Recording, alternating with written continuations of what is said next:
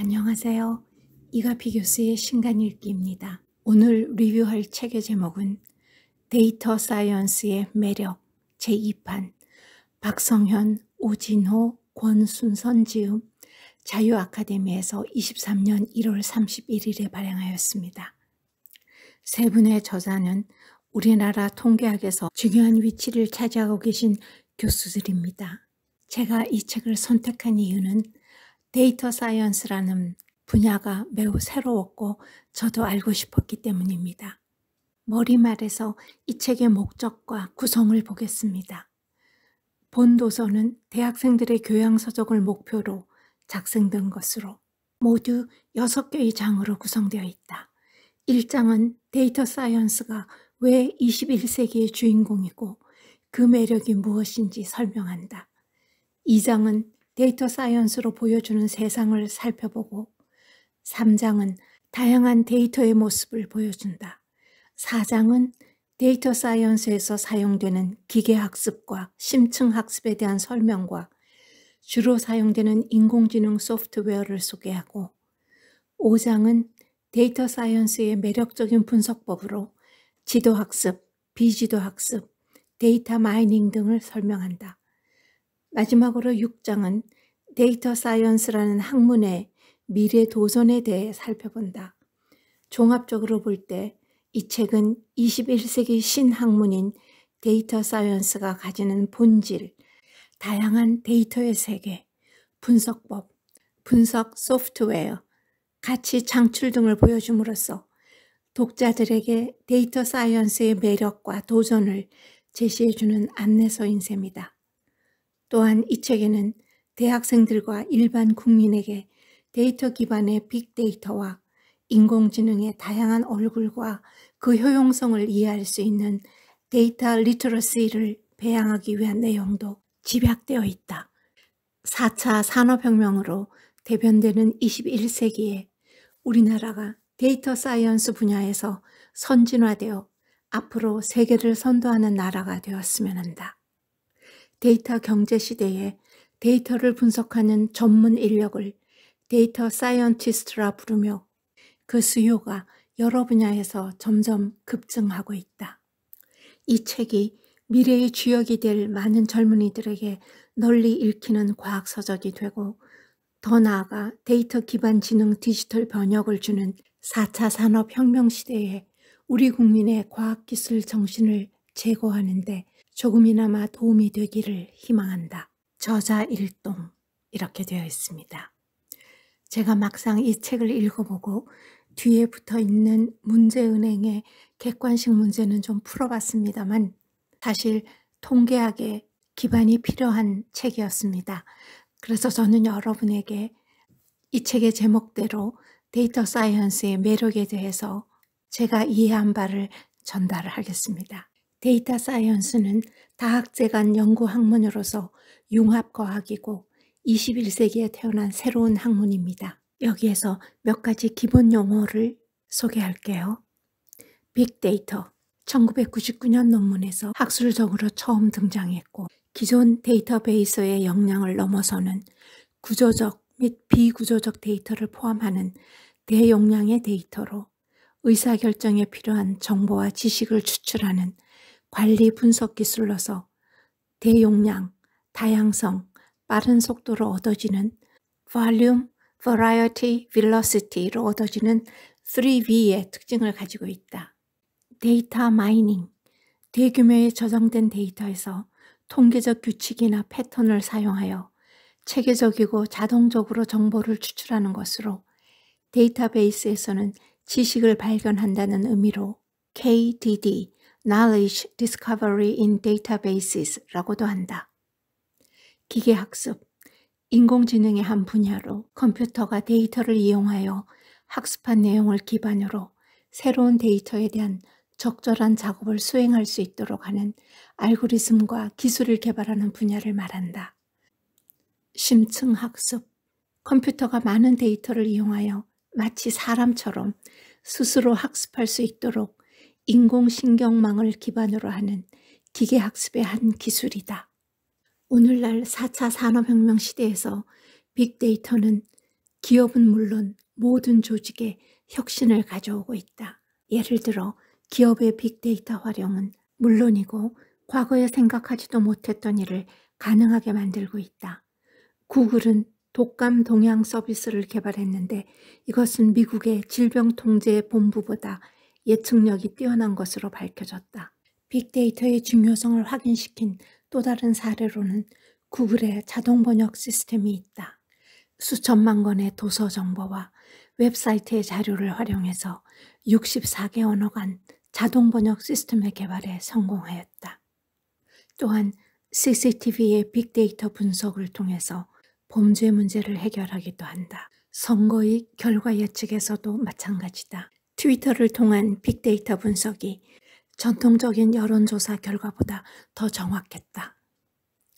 현재 인류는 제4세대 컴퓨터를 사용하고 있다.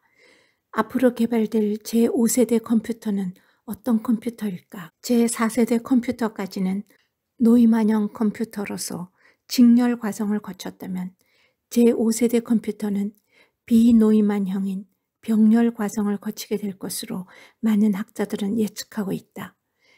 이 컴퓨터들은 스스로 생각한다고 느껴질 만큼 사람의 음성을 직접 받아들이고 말도 할 수 있는 인공지능을 사용하게 될 것이며 이미 음성 합성 장치를 통해 말할 수 있는 컴퓨터가 등장하고 있기도 하다. 인공지능의 연구는 컴퓨터의 탄생과 거의 같은 시기에 개시되었다.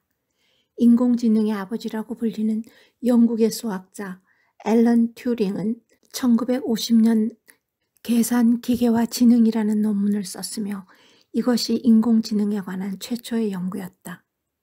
이 논문에서 컴퓨터인지 사람인지를 구별하는 튜링 테스트가 나오기도 했다.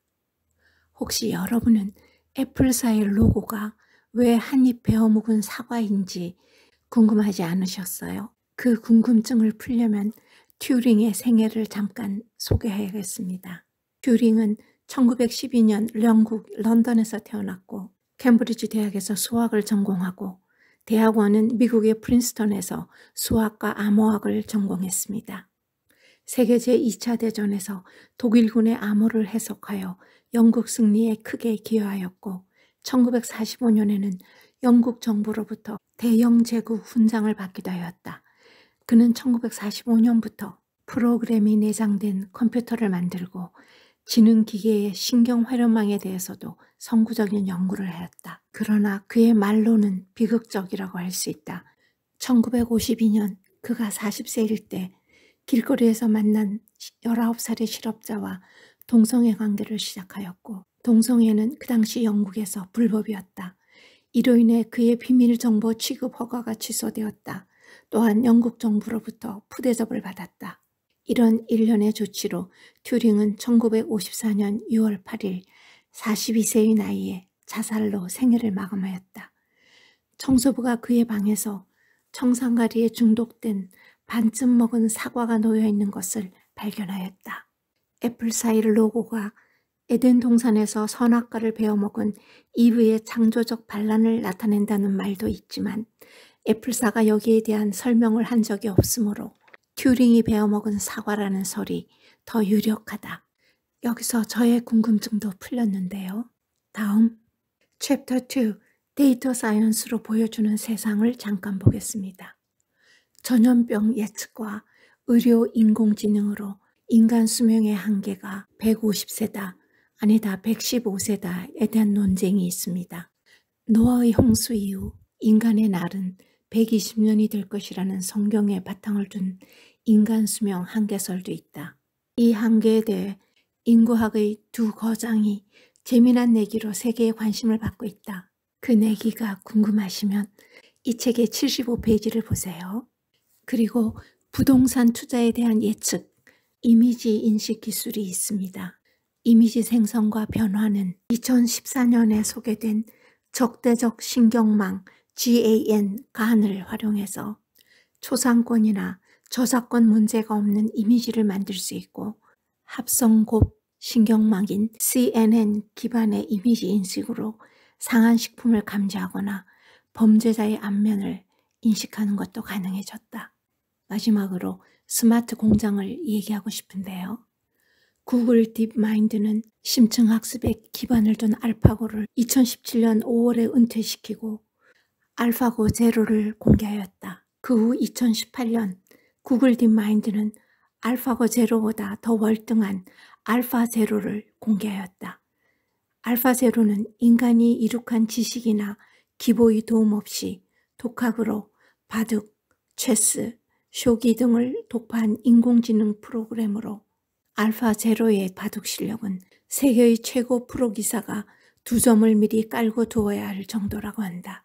스마트 공장은 4차 산업혁명의 주요 기술들인 AI, 빅데이터, 사물 인터넷, 첨단 ICT, 소프트웨어 등을 복합적으로 활용하는 핵심적인 적용 분야이다.